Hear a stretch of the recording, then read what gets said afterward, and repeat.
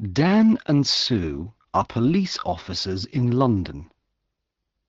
It is a Tuesday morning and Dan is angry. "What's the matter, Dan?" Sue asks. "Look at this," Dan says. "Every day someone steals money from people near the shops. We must stop this." "Yes, of course," Sue says. "But who is it?" "There is a jogger," Dan says. "Every day he runs near the shops. Sometimes he runs into people. Perhaps he steals the money."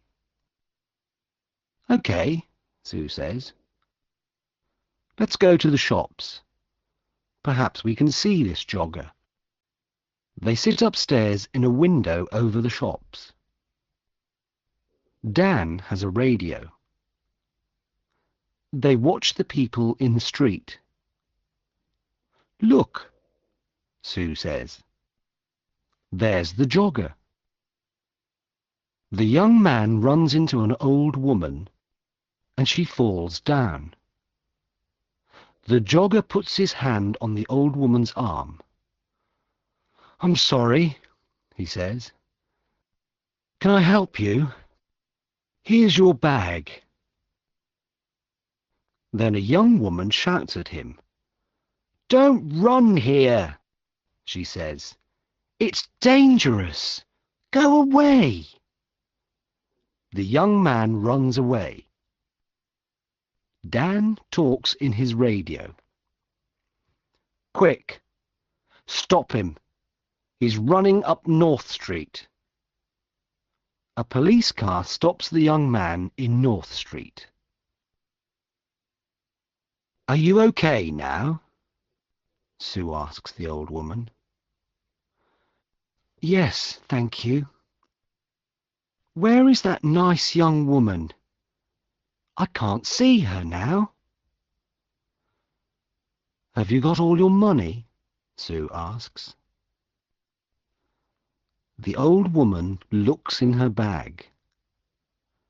"No, I haven't. My money's in my purse. But my purse isn't here." "OK, Sue," Dan says. "Let's talk to the jogger." "Who are you?" Sue asks the young man. "My name's Peter Jones. Why? Who are you?"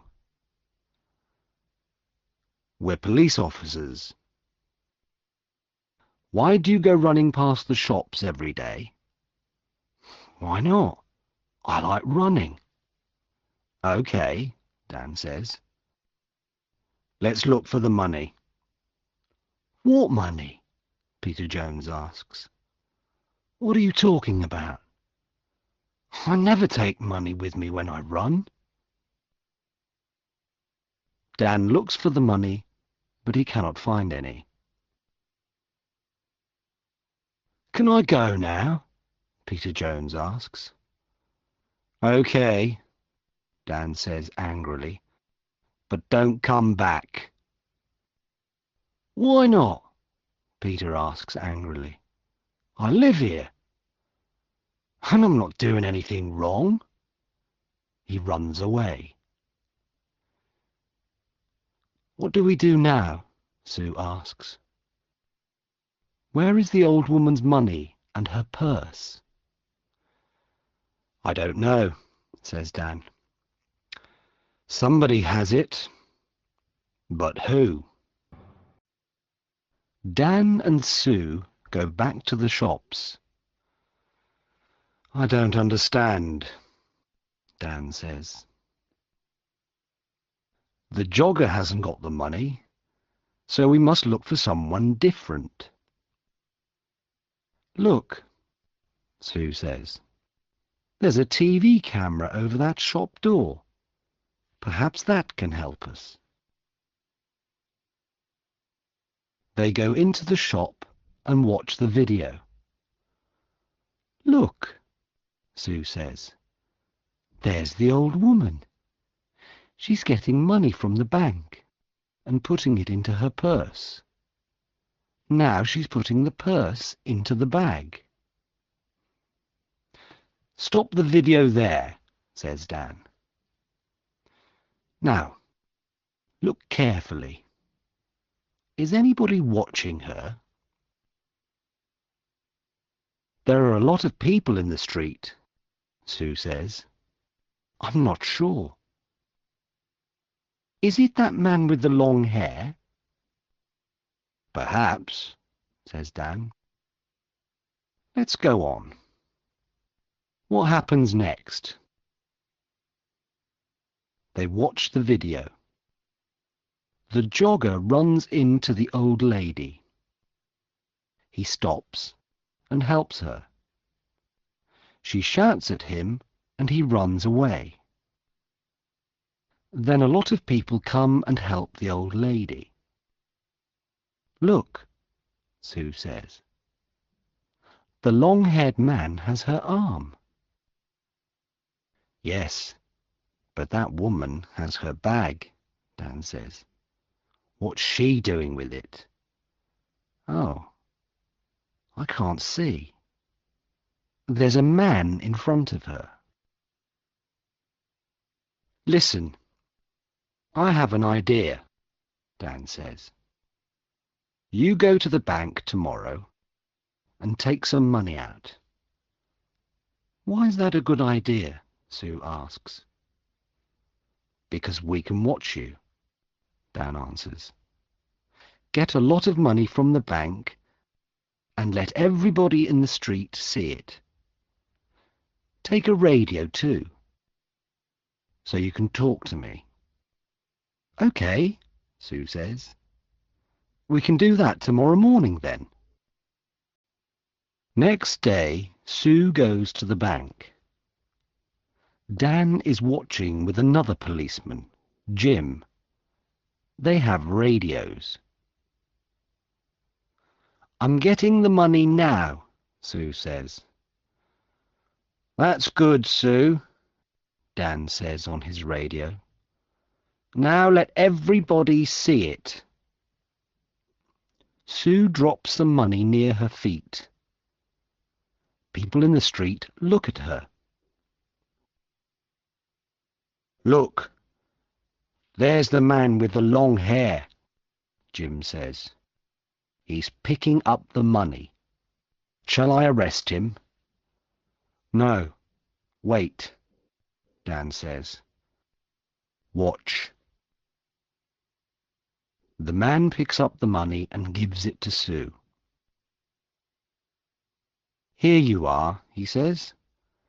That's a lot of money. Be careful. Thanks, Sue says. That's okay. The man smiles and walks away. Have you got all the money, Sue? Dan asks by radio. Yes. It's all here, Sue says.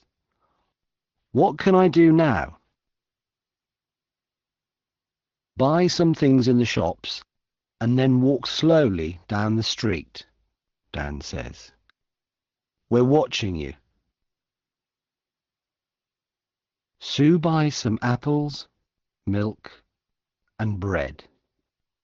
Then she walks slowly down the street. Dan and Jim watch her go. Is anybody following me? Sue asks. No, Dan says. There's a woman with a baby, that's all. Don't follow me, Sue says into the radio. Nobody must see you. I'm turning right into Smith Street. Now I'm turning left into Peg Lane. The woman with the baby is following me. I'm turning right into Dale Avenue. Are there lots of people about? Dan asks. No, It's very quiet. Nothing is happening. Dan and Jim wait. Then Sue shouts, "Be careful! Oh, help me! Quick! Help!" The jogger, Peter Jones, runs into Sue and she falls over. There are apples, milk and bread everywhere. "I'm sorry," says the man. "Let me help you." The woman takes Sue's arm. "Are you okay?" she asks. "Go away," she shouts at the man.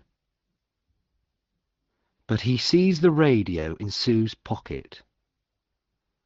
"What's this?" he asks. "A police radio? Give me the money, quick!" He takes the money and runs. The woman wants to run after him, but Sue holds her. "Stop," she says. "I'm a police officer. You must stay here." "But why?" the woman asks.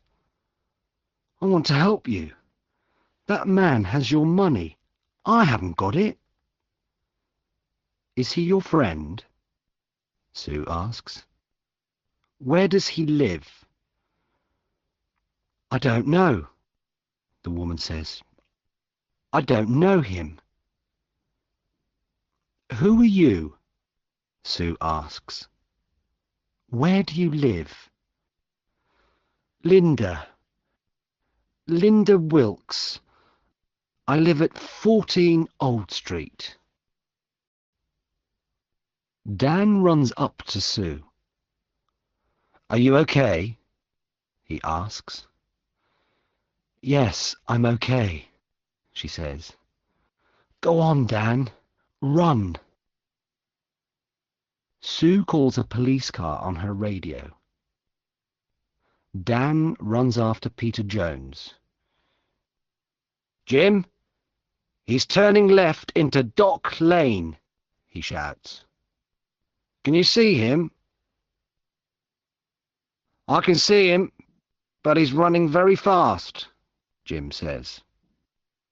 The jogger sees Jim and gets into a boat.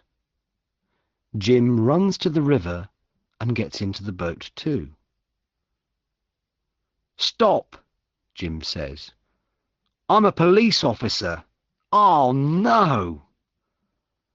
The jogger, Peter Jones, hits Jim and he falls into the water. The boat goes across the river. Dan helps Jim out of the water. "He's going into a cafe," Dan says. "Come on, let's run to that bridge." They go across the bridge and run to the cafe. Jim goes behind the cafe and Dan goes in. "Is he in there?" Jim asks on his radio. "Yes," Dan answers. "Jim, he's coming out." "Stop," says Jim. "I'm a police officer." But Peter has a knife in his hand. Jim holds out his hand. "Give me the knife, Peter." "Stay back," Peter says. "I can kill you with this." Jim can see Dan in the door behind Peter. Dan walks out of the door very slowly and quietly. "Come on, Peter," says Jim. "Give me the knife." Dan takes Peter's arms from behind, and Jim takes the knife from his hand. Dan finds the money in Peter's trousers. "I want to go home now," says Linda. "My baby is hungry and tired." "Do you know Peter Jones?" Sue asks. Do you and Peter steal money from people? No, I don't know him, and I never steal money. Do you know this woman, Peter? Dan asks. No, says Peter. I don't know her. Who is she? Dan and Sue go back to their office. Does Linda work with Peter? Dan asks Sue. Yes, she does, says Sue. Watch this video. Look, there she is. She's watching me get the money, and now she's talking to someone on her phone. But who is she talking to? She's talking to Peter, of course. Now she's following me and talking to him again. She's talking about me. Dan and Sue speak to Linda again. Can I see your phone, please, Miss Wilkes? Sue asks. My phone? Why do you want to see that? Well, it remembers a lot of numbers. Sue presses 1 on Linda's phone. Peter's phone begins to ring. Sue laughs. Let me ask you again, Miss Wilkes. Do you know Peter Jones? Well, yes, okay. I know him. But I don't steal money. Sue and Dan take Linda home. They go into her house. There's £200 under your bed, Linda, Dan says. And look, this is the old lady's purse. This is a nice photo of you and the baby, Sue says. But who is the man? Is he the baby's father? Okay, it's Peter, says Linda. And yes, I do steal the money. I'm sorry, okay? No, Linda, it's not okay, Sue says. It's not okay at all.